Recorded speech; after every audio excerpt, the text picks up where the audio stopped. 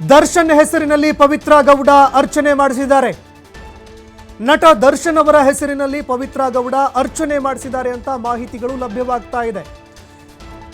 ಶೀಘ್ರದಲ್ಲೇ ದರ್ಶನ್ ಅವರನ್ನ ಪವಿತ್ರ ಗೌಡ ಭೇಟಿ ಮಾಡ್ತಾರಾ ಅನ್ನುವಂತಹ ಪ್ರಶ್ನೆ ಕೂಡ ಎದುರಾಗ್ತಾ ಇರುವಂತದ್ದು. ಯಾಕಂದ್ರೆ ಬಹಿರಂಗವಾಗಿ ದರ್ಶನ್ ಅವರ ಹೆಸರಿನಲ್ಲೇ ಪೂಜೆ ಮಾಡಿಸಿದ್ದಾರೆ ಅನ್ನುವಂತಹ ಮಾಹಿತಿಗಳು ಲಭ್ಯವಾಗ್ತಾ ಇದೆ. ಆಸ್ಪತ್ರೆಯಲ್ಲಿ ದರ್ಶನ್ ಅವರನ್ನ ಭೇಟಿಯಾಗ್ತಾರಾ ಪವಿತ್ರ ಗೌಡ? ಜೈಲಿನಿಂದ ಬಿಡುಗಡೆಯಾದ ಬಳಿಕ ದೇವಸ್ಥಾನಕ್ಕೆ ಭೇಟಿ ಕೊಟ್ಟರು. ದೇವಸ್ಥಾನದಲ್ಲಿ ದರ್ಶನ್ ಅವರ ಹೆಸರಿನಲ್ಲಿ ಅರ್ಚನೆ ಮಾಡಿಸಿದ್ದಾರೆ. ದರ್ಶನ್ ಹೆಸರಿನಲ್ಲಿ ಅರ್ಚನೆ ಮಾಡೋದಕ್ಕೆ ಪವಿತ್ರ ಗೌಡ ಹೇಳಿದ್ದಾರೆ. ಅವರ ಹೆಸರಿನಲ್ಲೇ ನೀವು ಅರ್ಚನೆ ಮಾಡಿ ಅಂತ ಪವಿತ್ರ ಗೌಡ ದರ್ಶನ್ ಅವರ ಹೆಸರಲ್ಲಿ ಅರ್ಚನೆ ಮಾಡಿಸಿದ್ದಾರೆ. ಇನ್ನು ಪೂಜೆ ವೇಳೆ ತಮ್ಮ ತಾಯಿ ಭಾಗ್ಯಮಗೆ ಪವಿತ್ರ ಗೌಡ ಅವರೇ ಹೇಳಿದ್ರ ಅನ್ನುವಂತಹ ಒಂದು ಪ್ರಶ್ನೆ ಕೂಡ ಎದುರಾಗ್ತಾ ಇರುವಂಥದ್ದು. ಯಾಕಂದ್ರೆ ಪವಿತ್ರ ಗೌಡ ಅವರ ತಾಯಿ ಭಾಗ್ಯಮ್ಮ ದರ್ಶನ್ ಅವರ ಹೆಸರಿನಲ್ಲಿ ಅರ್ಚನೆ ಮಾಡಿಸಿದ್ದಾರೆ. ಹೀಗಾಗಿ ಈ ಪ್ರಶ್ನೆ ಕೂಡ ಕಾಡ್ತಾ ಇರುವಂಥದ್ದು. ಇನ್ನು ದರ್ಶನ್ ಅವರನ್ನ ಭೇಟಿಯಾಗೋದಕ್ಕೆ ಅಂತ ಪವಿತ್ರ ಗೌಡ ಏನಾದರೂ ಹೋಗ್ತಾರಾ ಅದನ್ನು ಕೂಡ ಕಾದು ನೋಡಬೇಕಾಗತ್ತೆ.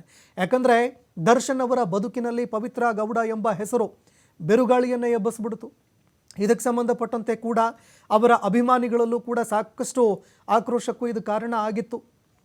ಸಾಕಷ್ಟು ಅಭಿಮಾನಿಗಳು ಇದಕ್ಕೆ ಸಂಬಂಧಪಟ್ಟಂತೆ ಸಾಮಾಜಿಕ ಜಾಲತಾಣದಲ್ಲೂ ಕೂಡ ಅಭಿಯಾನಗಳನ್ನು ಮಾಡಿದ್ರು. ಸಾಕಷ್ಟು ಟೀಕೆ ಟಿಪ್ಪಣಿಗೂ ಕೂಡ ಗುರಿಯಾಯಿತು. ಆದರೆ ಪವಿತ್ರ ಗೌಡ ಆಚೆ ಬರ್ತಾ ಇದ್ದಂತೆ ತನ್ನಿಂದಾಗಿ ದರ್ಶನ್ ಅವರು ಕೂಡ ಜೈಲಿಗೆ ಹೋಗಬೇಕಾಗಿ ಬಂತು.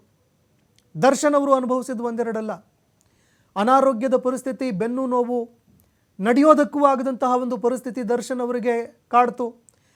ಇನ್ನು ಊಟದ ವಿಚಾರದಲ್ಲಿ ಎಂದೂ ಕೂಡ ಕಾಂಪ್ರಮೈಸ್ ಮಾಡಿಕೊಳ್ಳದಂತಹ ದಾಸ ಜೈಲು ಪಾಲಾದ ಬಳಿಕ ಹಾಸಿಗೆ ಕೊಡಿ, ದಿಂಬು ಕೊಡಿ, ಮಾತ್ರೆ ಕೊಡಿ, ಮತ್ತೊಂದು ಮಗದೊಂದು ಅಂತ ಬೇಡ್ಕೊಳ್ಳುವಂತಹ ಒಂದು ಪರಿಸ್ಥಿತಿ ನಿರ್ಮಾಣ ಆಯಿತು. ಇದೆಲ್ಲದಕ್ಕೂ ಸಂಬಂಧಪಟ್ಟಂತೆ ಪವಿತ್ರ ಗೌಡ ಅವರು ಅರ್ಚನೆ ಮಾಡಿಸುವಂತಹ ಸಂದರ್ಭದಲ್ಲಿ, ಪೂಜೆ ಮಾಡಿಸುವಂತಹ ಸಂದರ್ಭದಲ್ಲಿ ಕಣ್ಣೀರಿಟ್ಟರು ಅನ್ನುವಂತಹ ಮಾಹಿತಿಗಳು ಕೂಡ ಲಭ್ಯವಾಗ್ತಾ ಇದೆ. ದೃಶ್ಯಾವಳಿಯಲ್ಲಿ ನೀವು ನೋಡ್ತಾ ಇದ್ದೀರಿ. ಪವಿತ್ರ ಗೌಡ ಕಣ್ಣೀರಿಟ್ಟರು, ಅದೇ ರೀತಿಯಾಗಿ ಆ ಪೂಜೆಯಲ್ಲೂ ಕೂಡ ಭಾಗಿಯಾದರು. ಇನ್ನು ಅರ್ಚನೆ ಮಾಡಿಸುವಂತಹ ಸಂದರ್ಭದಲ್ಲಿ ದರ್ಶನ್ ಅವರ ಹೆಸರೇಳಿ ಅರ್ಚನೆ ಮಾಡಿಸಿದ್ರು ಅಂತ ಗೊತ್ತಾಗ್ತಾ ಇದೆ.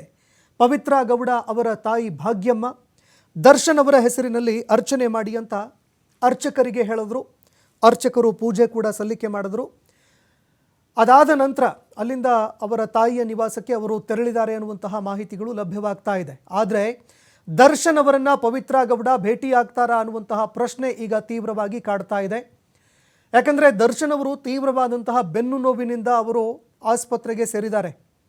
ಬೇಲ್ ಸಿಕ್ಕ ಬಳಿಕವೂ ಕೂಡ ಮನೆಗೆ ಹೋಗಲಾಗದಂತಹ ಒಂದು ಪರಿಸ್ಥಿತಿಯಲ್ಲಿ ದರ್ಶನ್ ಅವರಿದ್ದಾರೆ.